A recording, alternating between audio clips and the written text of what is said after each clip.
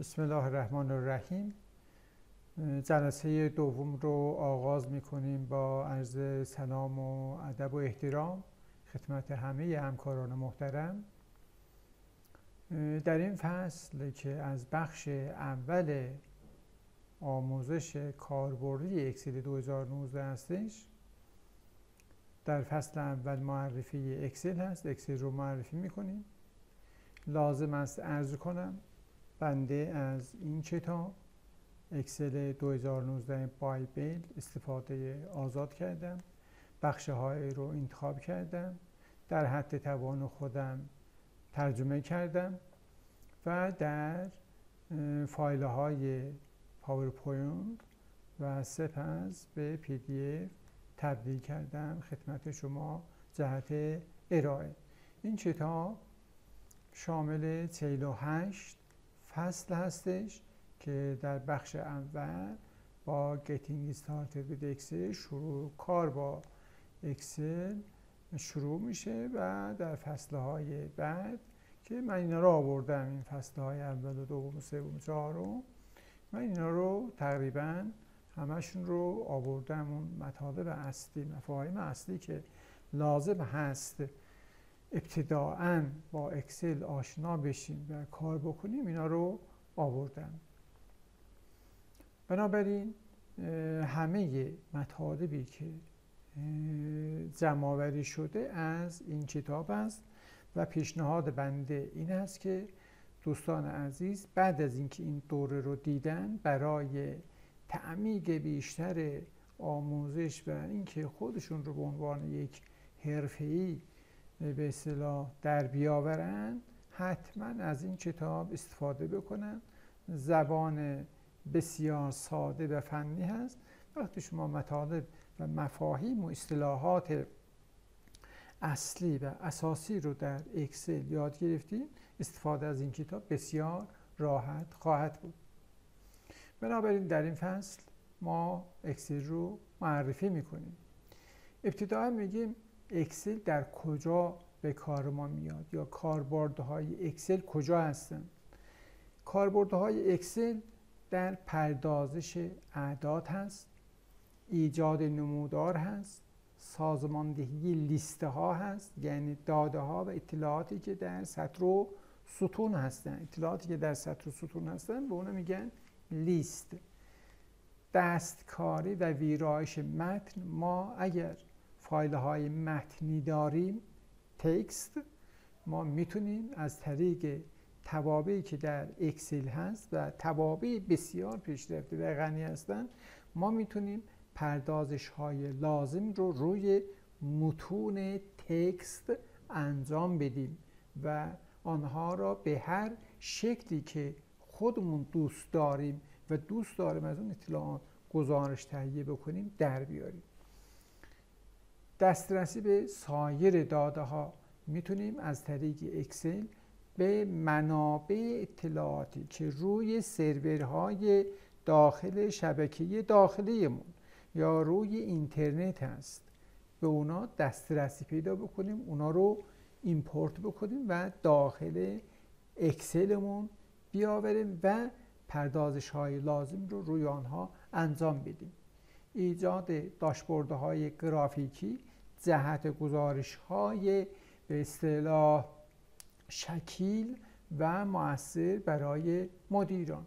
ایجاد شکل‌ها و نمودارها، خودکارسازی وظایف پیچیده که ابزاری است تحت عنوان VBA، برنامه نویسی برای کاربردها که در قالب مجموعه آفیس ما میتونیم از این زبان هم برای اتوماسیون استفاده بکنیم. آشنا میشیم با کارپوشه ها و کاربرجه ها. کارپوشه و کاربرگ یعنی چی؟ در اکسل به چه مفهومی هستند؟ هر کارپوشه یا ورک بوک همون فایل اکسل هست. وقتی شما نرم افزار اکسل رو باز میکنین و یک فایلی رو ایجاد میکنین، اطلاعاتی رو درش وارد میکنین و اون رو سیو میکنین و یه فایلی با پسوند XLSX ایجاد میشه، به اون میگن کارپوشه یا ورک بوک یا فایل اکسل. شامل تعداد نامحدود کاربرگ هستش. ورک شیت، هر ورک بوک به تعداد نامحدود ورک شیت داره. حالا به تعداد نامحدود چرا؟ برای اینکه تا اون اندازه که حافظه کامپیوترمون، سیستممون بهمون اجازه بده، ما میتونیم کاربرگ ایجاد بکنیم. خب هر کاربرگ شامل این تعداد سلول هستش. حدود 17 میلیارد سلول هست. این 17 میلیارد از کجا در اومده؟ از حاصل ضرب این دو عدد. 1,048,567 که تعداد ردیف ها یا رکوردهای هر کاربرگ هست، ضرب در تعداد ستون ها. تعداد ستون ها 16,384 است. از حاصل ضرب این دو عدد 17 میلیارد سلول حاصل میشه. هر سلول در برگیرنده یک عدد، یک فرمول، متن یا مقدار خطاست. یعنی وقتی ما از اکسل استفاده میکنیم، داده هامون، محتوامون داخل سلول ها ذخیره میشه. این سلول ها چه نوع داده هایی رو قبول میکنن؟ این داده ها یا عددن، یا فرمولن، یا تکستن، متن، استرینگ، یا مقادیر خطا هستند. هر سلول ظرفیت ذخیره سازی 32 کیلوبایت اطلاعات را دارد. دقت کنید دوستان به این اطلاعات. هر سلول 32 کیلوبایت. هر کاربرگ چقدر سلول داره؟ 17 میلیارد و 179 میلیون سلول. ظرفیت هر سلول 32 کیلوبایت است. اگر این دو عدد رو به هم ضرب بکنیم میشه ظرفیت هر کاربرگ. هر کاربرگ شامل یک لایه نامرئی برای ترسیم است که جداول، تصاویر و نمودارها را در خود نگهداری می‌کند. خب الان این سوال به ذهنمون میاد، این جداول، تصاویر، نمودارها پس در داخل سلول ها قرار نمیگیرن. کجا قرار میگیرن؟ یه لایه نامرئی میگه اکسل، یه لایه نامرئی داره. این جداول و تصاویر و نمودارها در اون لایه به اصطلاح ذخیره میشن، نگهداری میشن، نمایش داده میشن. پس جداول، تصاویر، نمودارها داخل سلول ها نگهداری نمیشوند. برای دسترسی و فعال کردن هر کاربرگ باید روی نام کاربرگ در قسمت پایین پنجره کارپوشه کلیک و انتخاب کرد. حالا در جلوتر که به اصطلاح میرسیم محیط اکسل رو باز میکنیم، همه اینا واضح‌تر میشه براتون. هر کارپوشه میتواند کاربرگ‌های مربوط به نمودارها را نگهداری کند. هر کاربرگ نمودار نمایش دهنده، یا به عبارت دیگر هر کاربرگ نمودار، یعنی کاربرگی که اختصاص داره به یک نمودار. هر کاربرگ نمودار نمایش دهنده و نگهدارنده یک نمودار واحد و منحصر به فرد می باشد. این محیط اکسلمون هست. وقتی که نرم افزار رو باز میکنیم این محیط رو میبینیم. من نرم افزار رو باز میکنم، اینجا می نویسم اکسل. خب انگلیسی میکنم اکسل. خب وقتی که اکسل رو، نرم افزار اکسل و مجموعه آفیس رو نصب کردیم، اینجا بنویسیم اکسل، نمایش داده میشه. روش کلیک میکنیم تا نرم افزار اکسل باز بشه. وقتی نرم افزار برای اولین بار باز میشه به این شکل هستش. ما میتونیم اینجا به اصطلاح این الگوهایی که به ما میده بلنک ورک بوک هست، یعنی یک فایل اکسل خالی. بعد اینا الگوهای مختلفی هستن که میتونه از این الگوها استفاده بکنید. حالا چون به اصطلاح دورمون دوره کاربردی و تخصصی هستش، دوستان دوره اکسل مقدماتی رو گذراندن و من لازم نمیبینم که اینا رو تکرار بکنم برای اینکه خسته کننده میشه. خیلی خب، من یک فایل خالی ایجاد میکنم به این شکل. این محیط اکسلمون هستش. وقتی که باز میکنیم به این شکل نمایش داده میشه. خب من همین شکل رو آوردم گذاشتم اونجا، یعنی پرینت اسکرین گرفتم آوردم گذاشتم تو این قسمت. خب این قسمت ها چه هستن؟ از این قسمت شروع میکنیم. کویک اکسس تولبار. تولبار یعنی نوار ابزار، نوار ابزار دسترسی سریع. یعنی چه؟ یعنی فرمان‌های در این قسمت هست که این فرمان‌ها، این دستورات کاربردهای بیشتری دارن و ما هر لحظه با این فرامین به اصطلاح کار داریم. برای همین مایکروسافت آورده این قسمت رو، این نوار رو قرار داده و گفته اگر شما مثلا 10 تا دستور مرتب از اینا استفاده میکنین، اون دستورات رو بیارین بذار اینجا و سریع از این قسمت بردار استفاده بکنین. بعد این قسمت منوها هستش. این قسمت حالا در نوار منوها ما تب هایی رو داریم. تب فایل هست، فایل باتون. بعد تب هوم هست. بعد تب اینزرت، تب لیست. بعد تایتل بار. این قسمت تایتل بار هست. حالا روی نرم افزار اینا بیشتر بهتر نمایش داده میشن. این قسمت تایتل بار هست که نام فایلمون بوک 1 هست. وقتی که ما نامی رو اختصاص نمیدیم، اکسل خودش نامه‌های پیش‌فرض به صورت اکسل بوک 1، بوک 2، بوک 3 به اصطلاح ایجاد میکنه.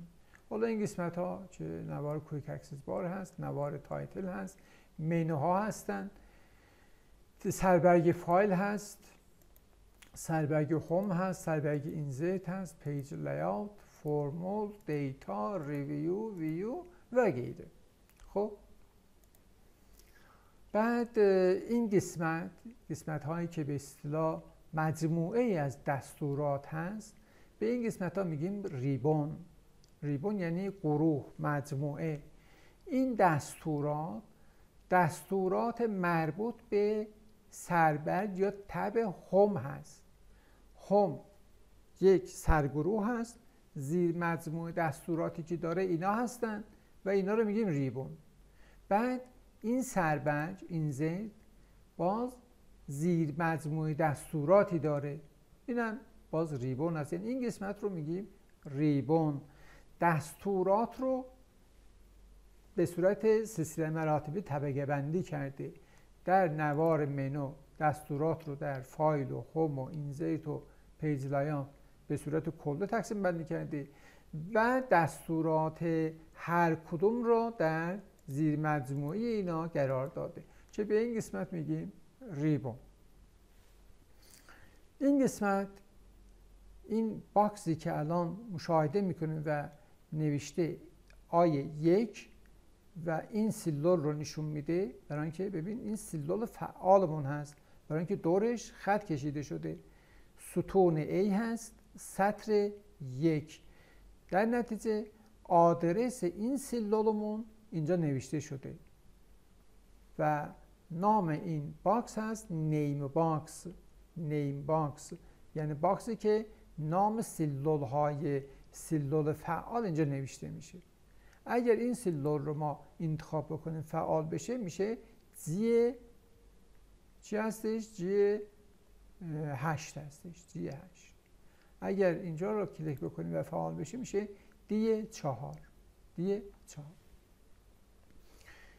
این قسمت نوار فرمول هست و فرمول ها رو از این قسمت ما فراخوانی میکنیم. هر مقداری که ما در سیلول وارد بکنیم در این قسمت، در این نوار نمایش داده میشه. تعداد کاربرجه ها گفتیم که نامحدود هست. خب الان این صفحه‌ای که ما، پنجره‌ای که میبینیم با نام بوک 1 در واقع این ورک بوکمون هست، فایل اکسلمون هست و این قسمتی که مشاهده میکنیم، ستونها و سطرها، این پنجره مشبک ورک شیت هستش، کاربرج. این کاربرج ها میگه نامحدودن. اسمشون کجا هستش؟ این پایین نوشته شیت 1. یه آیکون به علاوه هم گذاشته اینجا، ما میتونیم کاربرج های دیگری رو اضافه بکنیم. روش کلیک بکنیم کاربرج دیگری اضافه میشه، کاربرج دیگری اضافه میشه. حالا این اضافه کردن ها تا کجا هستش؟ نامحدوده، تا جایی که حافظه سیستممون اجازه بده. تعداد سلول ها حدود 17 میلیارد هست، بیش از 17 میلیارد. گفتیم این 17 میلیارد از حاصل ضرب تعداد این سطرها و تعداد این ستون ها هستش، حاصل ضرب سطر در ستون. برای اینکه سلول در تقاطع سطر و ستون، در تقاطع سطر و ستون به اصطلاح حاصل میشه. ستون ای سطر 15، خب بعد ستون F سطر 10.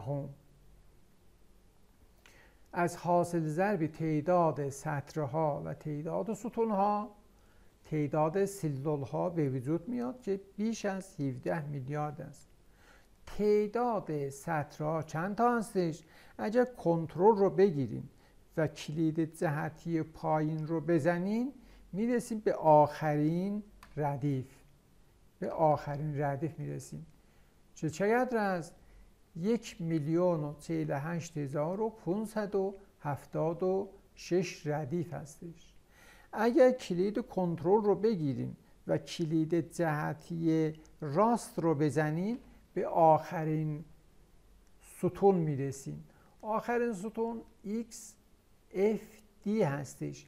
نامگذاری ستون ها به این فرمت هستش، دقت بکنید. A, B, C, D، خب تا آخرین حرف انگلیسی Z هستش، A تا Z. وقتی که Z تمام میشه برمیگرده به اول. A یعنی هر حرف با خودش، هر حرف با حرف بعدیش. A, B, A, C, A, D ادامه پیدا میکنه تا اینکه برسه به A, Z. وقتی به A, Z رسید دوباره برمیگرده به اول حروف الفبا. A رو استفاده کرده، A تا B رو استفاده کرده، میرسه به B. یعنی از وقتی که از A استفاده کرده به تمام شد میرسه به B. بعد برمیگرده B A، B B، B C. وقتی که میرسه به B Z دوباره برمیگرده از C شروع میکنه. پس به این ترتیب با این الگوریتم ستونها رو نامگذاری کرده. چه تعدادش 16,000 رو اینجا آورده، میگه تعداد 16,384 ستون هستش. بعد این قسمت مربوط به نماها هستش. این الان که فعال هست نمای نرمال هست، اینا رو بررسی میکنیم. پیج لیاوت هستش به این شکل. بعد پیج بریک هست. ما حالا در قسمت نرمال بمونه کار بکنیم، بعدا حالا به اینا میرسیم. البته اینا رو در دوره مقدماتی گذراندیم یا در دوره کاربرد. خیلی خوب.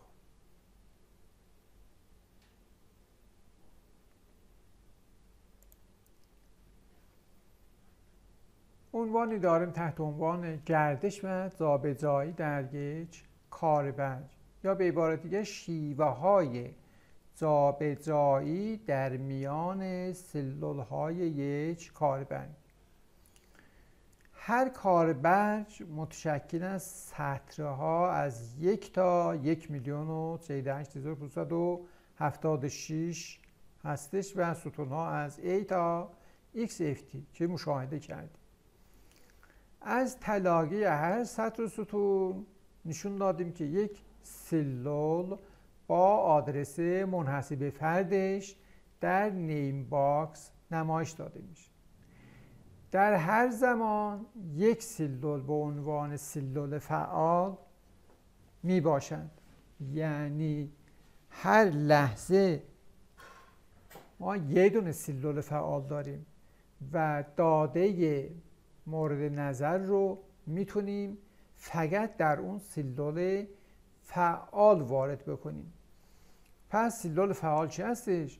سلولی است که ورودی صفحه کلید را میپذیرد، یعنی داده هایی که ما تایپ میکنیم در اون سلول قرار میگیره و محتویات آن قابل ویرایش است. اگر یک ناحیه چندین سلول رو انتخاب بکنیم یا انتخاب شده باشند، داخل ناحیه فقط یک سلول فعال است. اینا رو در محیط نرم افزار نشون میده.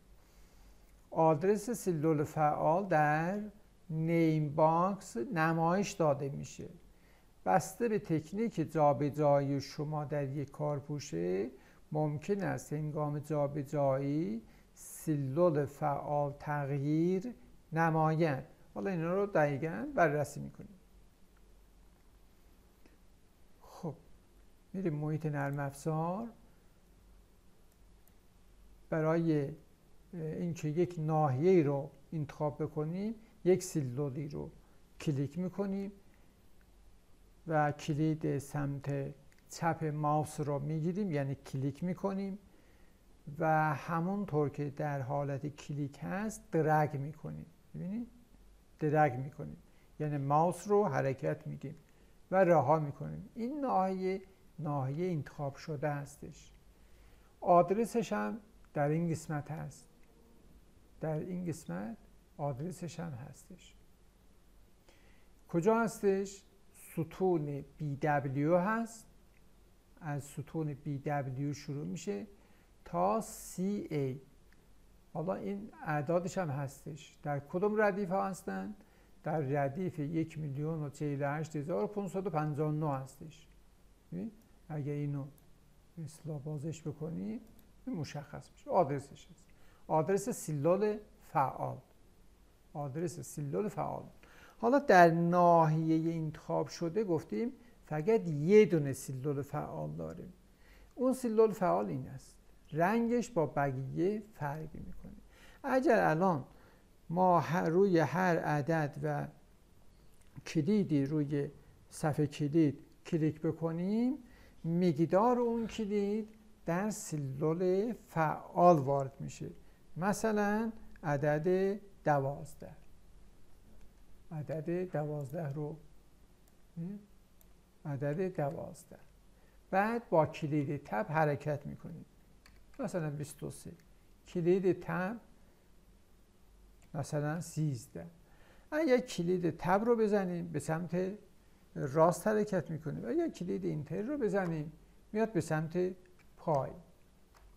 خب حالا همه اینا قابل تغییر هستن که در قسمت اکسل آپشنز ما میتونیم این تنظیمات رو انجام بدیم که مثلا اگر اینتر رو زدیم به جای اینکه پایین بیاد بره به سمت راست. بعد اینو در اسلاید بود که آدرس سلول فعال اینجا نشون داده میشه که الان هستش BY و اینم آدرس ردیفش هست 1,038,563. خب اینا هم که مشخص کلیدهای جهتی وقتی میگیم یعنی این کلیدها هستن، کلیدهای جهتی: پیکان رو به پایین، به سمت راست، چپ و بالا. سلول فعال را به اندازه یک سطر به پایین انتقال میدن. این کلید رو به پایین. پیکان سمت راست یعنی این سلول فعال را به اندازه یک ستون به سمت راست انتقال میده و کلیدهای بقیه هم همینطور. ببین سلول فعالمون هست، کلید رو به بالا رو وقتی فشار بدیم این سلول فعالمون حرکت میکنه و عوض میشه.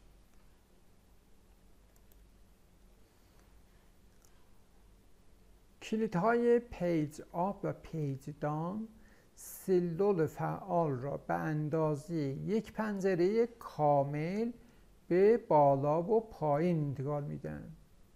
خب ببینیم سلول فعالمون اینجا هستش، کلید پیج آپ و پیج دان رو میزنه، ببینید حرکت میکنه، یک صفحه به اندازه دقیقاً یک صفحه حرکت میکنه. کنترل رو میگیرم، کلید جهتی رو به بالا رو میزنم میرم به اولین ردیف. کلید کنترل رو میگیرم، کلید جهتی سمت چپ رو میزنم میرم اولین سلول که از تقاطع اولین سطر و اولین ستون ایجاد شده.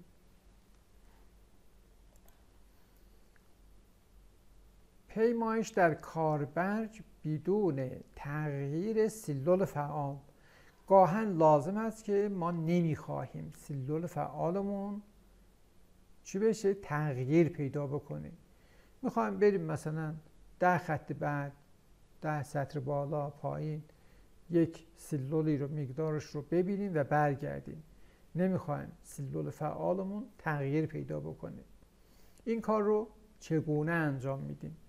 پیمایش در کاربر بدون تغییر سلول فعال با خاموش کردن اسکرول لاک و روشن کردن کلید اسکرول لاک بعد از فشردن کلیدهای کنترل بک اسپیس صفحه کلید. خب بریم ببینیم این چی کار به ما میکنه، چه عملی رو انجام میده. فرض کنین این به اصطلاح سلول فعالمان هست. کلید اسکرول بار رو باید به اصطلاح روشن و خاموش بکنیم. اسکرول بار، اسکرول لاک روی به اصطلاح صفحه کلید. میبینی اسکرول لاک را فشار دادم، با کلیدهای جهتی بالا و پایین و چپ و راست میرم و سلول فعالمون تغییر نمیکنه. اگر کلید اسکرول لاک را دوباره بزنم خب الان چی میشه؟ الان وقتی که کلیدهای جهتی رو فشار میدم سلول فعال عوض میشه. سلول فعال عوض شد. میرم دوباره سلول فعال رو اینجا می نویسم اکتیو، یعنی سلول فعالمون اکتیو. میخوام این سلول اکتیو هم همینجوری اکتیو بمونه. دوباره اینو انجام میدم، کلید اسکرول لاک را فشار میدم. الان با کلیدهای جهتی حرکت بکنم این تغییر نمیکنه، یعنی آماده است که در اون سلول اطلاعات رو از ما بگیره. پس اگر میخواهیم سلول فعالمون همچنان فعال بمونه باید از کلید اسکرول لاک در روی کیبورد استفاده بکنیم. الان کلید فعالمون که کلید اسکرول لاکمون که زدم، این پایینم در این قسمت در استاتوس بار اینجا نشون میده اسکرول لاک. اگر من دوباره اینو بزنم این اسکرول لاک اینجا هست میشه. یعنی وقتی که اسکرول لاک اینجا نمایش داده میشه معنیش این است که این سلول فعالتون تغییر نخواهد کرد، ولی اگر نباشد تغییر میکند. بعد یک کلید دیگری هست، کلید نام لاک روی صفحه کلید. نحوه عملکرد کلیدهای موجود در کلیدهای عددی رو کنترل میکنه. در قسمت سمت راست صفحه کلیدمون یه چند تا کلید هست و یکی از این کلیدها نام لاک هست. اگر این کلید رو فشار بدیم عملکرد بقیه کلیدها فرق میکنه. یعنی همون مفهوم نامبر لاک هست دیگه، یعنی اعداد رو قفل میکنه. ببینیم چجوری هستش. الان نام لاک من خاموشه. خب عدد 45 رو می نویسم. ببین من عدد 45 4 5 6 7 رو میزنم. به جای اینکه ورودی رو بگیره یعنی اعداد رو وارد سلول بکنه، عملکرد کلیدهای جهتی رو نشون میده. یعنی با توجه به اینکه مثلا روی کلید با عدد 6 زیرش یک فلش رو به راست هم هستش، یعنی اگر نام لاک خاموش بشه و روی عدد 6 من کلیک بکنم فشار بدم، به جای اینکه عدد 6 وارد بشه می‌بینید سلول حرکت میکنه، سلول فعالمون عوض میشه. اگر روی 4 فشار بدم به سمت چپ میره. اگر روی عدد 2 فشار بدم به سمت پایین میره و اگر به سمت روی عدد 8 فشار بدم به سمت بالا و کلیدهای دیگری هم هستن، از جمله پیج آپ و پیج داون. خب پس اینم از عملکرد کلید نام لاک. کلید نام لاک رو من دوباره روشن میکنم. الان کلیدها اونایی که اون ارقامی که نوشته اونا رو به عملکردش عوض میشه. مثلا 5 رو میزنم، 4 رو میزنم، بعد 6 رو میزنم، به جای اینکه حرکت بکنه این ارقام رو وارد. خیلی خوب، در این قسمت جلسه رو قطع میکنیم تا زیاد خسته کننده نباشه برای دوستان. ادامه فصل اول رو در به اصطلاح فایل بعدی ادامه میدیم. تا دیدار مجدد، خدا نگهدارتون.